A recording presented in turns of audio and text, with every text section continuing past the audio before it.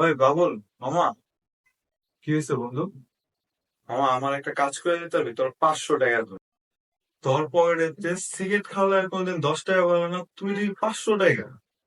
হ্যাঁ দোস্ত, তুই আমার কাজটা করে দিবি, তোর 500 টাকা। কি এমন কাজ শুনি? দোস্ত, তুই আমার স্যার সাহায্যে আমার আপুরে ফোন দিবি। কোচিং এর স্যার সাহায্যে, বুঝছস? ফোন দিয়ে কবি যে এই মাসের বেতনটা দিবি।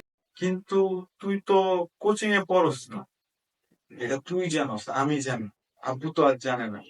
আপুরে তুই আমার স্যার সাহায্যে ফোন দিয়ে কবি যে এই মাসের বেতন 1500 টাকা, 1500 টাকা তোর বিকাশে পাঠাই দিবি। আচ্ছা ঠিক আছে, নাম্বার দে। জি, আসসালামু আলাইকুম। আপনি কি মাহির আপু বলতেছিলেন?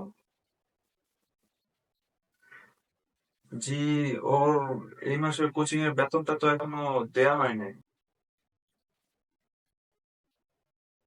জি, বেতন 1500 টাকা। জি জি, এটাই আমার বিকাশ নাম্বার, আপনি পাঠায় দেন। জি, আসসালামু আলাইকুম। দোস্ত, আইসা বসে টাকা এলো, ধর তোর 1500। ধন্যবাদ মামা, এলো ধর তোর 500। ধন্যবাদ মামা।